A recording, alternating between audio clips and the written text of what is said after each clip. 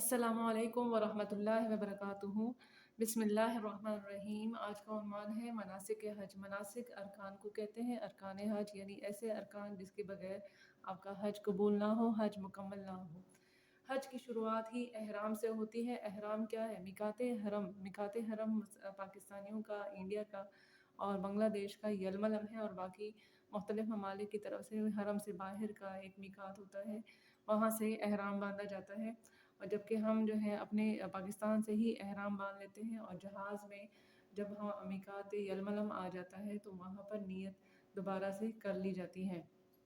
उससे पहले एहराम बांधा जाता है। मर्द के लिए एहराम क्या है? मर्द के लिए 2 अनसिले कपड़े, और औरत के लिए उन्हीं का लिबास और उसी सतर का ख्याल रखते हुए अबाया और बुर्का या उसका जो चादर जो कुछ भी है वो औरत का एहराम है। औरत के लिए एहराम की कोई ऐसी शराइत नहीं है। जबकि मर्द के लिए 2 अनसिले कपड़े हैं, एक तहबंद के तौर पर और एक जो है बाजू के ऊपर लपेटेगा। तो ये एहराम बांध कर उम्रा या हज की नीयत की जाए। 2 रकात नफल अदा किए जाते हैं। पहली रकात में सूरह इखलास और जबकि दूसरी रकात में सूरतुल काफिरून पढ़ा जाता है।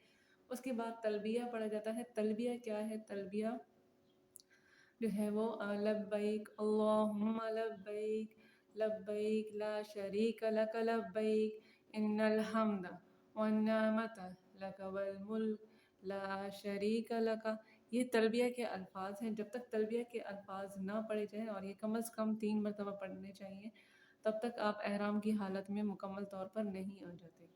तो हज की शुरुआत ही एहराम से होती है, और सबसे पहला जो शर्त है वो एहराम है। सबसे पहले मनासिक में से जो रुकन है वो एहराम है। दूसरा तवाफ़। मक्का मुकरमा पहुँच कर सबसे पहले जो हाजी साहिबान हैं वो खाना काबा के गिर्द तवाफ़ करेंगे। तवाफ़ में 7 चक्कर होते हैं और एक चक्कर को शूत कहा जाता है। और ये चक्कर शुरू करने का तरीका ये है कि हिजर अस्वद जो कि खाना काबा के एक कोने पे नस्ब है, वहाँ से एक जो है अल्लाह ताला की रज़ा के लिए तवाफ़ की नीयत करते हुए जो है हाजी चक्कर चलना शुरू कर देते हैं, और खाना काबा के गिर्द जो है वो चक्कर लगाते हैं, और दोबारा हिजर असद तक पहुंचकर उनका एक चक्कर मुकम्मल हो जाता है। और इस तरह अगर 7 चक्कर मुकम्मल कर लिए तो फिर ये तवाफ़ हो गया। तवाफ़ मुकम्मल करने के बाद मकाम इब्राहीम पर 2 नफल अदा किए जाते हैं। इसमें भी सूरह इखलास और सूरतुल काफिरून पढ़ी जाती है। इसके अलावा भी सूरतें पढ़ी जा सकती हैं, लेकिन सुन्नत से साबित यही है। अब तवाफ़ हो गया, एहराम हो गया, एहराम के बाद तवाफ़ हो गया। अब सई पे आते हैं। सई, सफ़ा और मरवा 2 पहाड़ियाँ हैं। इन 2 पहाड़ियों के दरमियान 7 चक्कर लगाना है। अब स्क्रीन पर आप देख सकते हैं कि सफ़ा और मरवा का मैंने ब्रैकेट में लिखा है। देखिए, खाना काबा के इर्द गिर्द तो हम चक्कर लगाते हैं, और वो पूरा एक गोल चक्कर लगाया जाता है। जबकि सफ़ा और मरवा में आप सफ़ा से मरवा एक चक्कर लगाएंगे, और मरवा से सफ़ा दूसरा, सफ़ा फिर सफ़ा से मरवा तीसरा। इस तरीके से 7 चक्कर मुकम्मल करने हैं। अब वकूफ़। वकूफ़ क्या है? मिना, मुज़दलिफ़ा और अरफ़ात, ये 3 मकामात हैं। इन मकामात पर ठहरना, इनके बारे में मैं आपको डिटेल से समझाती हूँ। अब देखिए, ये स्क्रीन पे अगर आपको दिखाई दे रहा है, तो इसे मैंने 3 पोर्शन में यानी मिना में क़याम, वकूफ़ अरफ़ात और मुज़दलिफ़ा में क़याम जो है वो 3 हिस्सों में डिवाइड किया है। देखिए, हज के होते हैं मुकम्मल 5 दिन।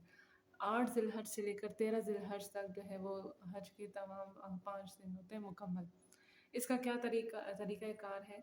हज के पहले दिन 8 ज़िलहज को मक्का से मिना रवानगी होगी, ठीक है? और इस पर ज़ोहर, असर, मगरिब, इशा और फजर की जो नमाज है वो मिना में ही जो है अदा की जाएगी, और कसर अदा की जाएगी। रात मिना में क़याम हो जाएगा। अब उसके फ़ौरन बाद जो है वो वकूफ़ अरफ़ात होगा, यानी जो है मिना से के मकाम से अरफ़ात की तरफ जाएंगे। हज का दूसरा दिन 9 ज़िलहज होता है। तुलूए आफ्ताब के बाद अरफ़ात रवानगी होती है, और ज़ोहर और असर कसर जमा अदा की जाएगी, यानी ज़ोहर और असर की नमाज इकट्ठी पढ़ी जाती है।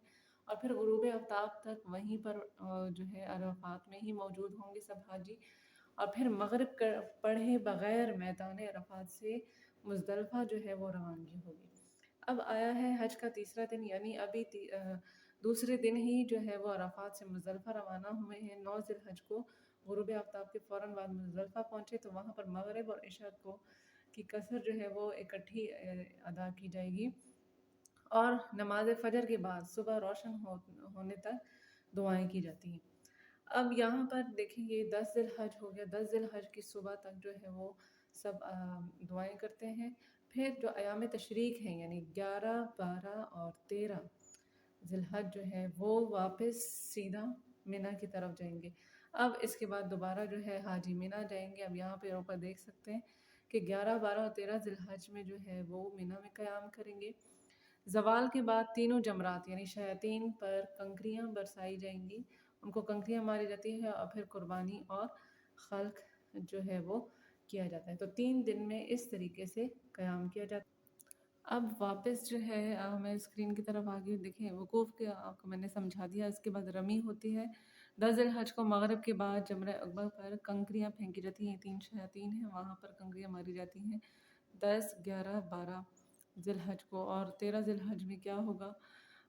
اچھا 10 ذی الحج کو ہی جانور کی قربانی ہوگی یعنی عید الاضحیٰ کہا جاتا ہے، اور اس میں حاجی صاحبان پر بھی فرض ہے کہ وہ قربانی کریں، اور جیسے ہی قربانی کر لیں گے یہاں پر اس کے بعد جو حج کا آخری رکن ہے جس کے بعد تمام حاجی صاحبان جو ہے وہ احرام کھول سکتے ہیں، خلق یا قصر ہو جائے گا، یعنی اپنا سر منڈوائیں گے۔ مرد حضرات سر کے پورے بال جو ہیں وہ منڈوائیں گے، اور جبکہ خواتین جو ہیں وہ اپنی ایک انگلی کے پورے کے برابر بال کاٹیں گی۔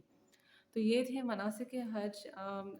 اب سوال آتا ہے کہ اس کے دوران کیا عبادات یا کیا دعائیں کی جائیں۔ دیکھیں احرام کے لیے تو نیت ہے، طواف میں جو ہے کوئی بھی قرآنی دعا حدیث سے جو ثابت ہیں دعائیں، کسی بھی قسم کی مختلف دعائیں اپنی زبان میں جو اللہ تعالیٰ سے جو بھی مانگنا ہے وہ دعائیں کی جا سکتی ہیں۔ اسی طرح صفا مروہ کے درمیان جو 7 چکر لگائے جاتے ہیں اس میں بھی مختلف دعائیں کی جاتی ہیں۔ وقوف کے دوران بھی مختلف دعائیں، زیادہ سے زیادہ دعائیں کرنے کا حکم ہے، اور رمی کے دوران بھی دعائیں کرنے کا حکم ہے اور شیطان سے پناہ مانگنے کا حکم ہے۔ اسی طرح جانور کی قربانی کے لیے بھی خالص اللہ کی رضا نیت ہے، اور اس کے بعد سر منڈوانا، یہ تمام کام جو ہے وہ تمام حاجی کر لیں گے۔ تو اس میں خالص اللہ کی رضا نیت ہونی چاہیے، اور یہ صرف اور صرف اللہ کی خاطر بیت اللہ کا حج کریں، کیونکہ نیت کی وجہ سے ہی آپ کی عبادات قبول ہوتی ہیں۔ اللہ تعالیٰ ہم سب کو بیت اللہ شریف کا حج نصیب کرے، اور جن کو نصیب ہو چکے انہیں بار بار کعبہ دکھائے۔ اسی طرح میں اجازت لیتی ہوں۔ اللہ حافظ۔ آخر دعوانا ان الحمد للہ رب العالمین۔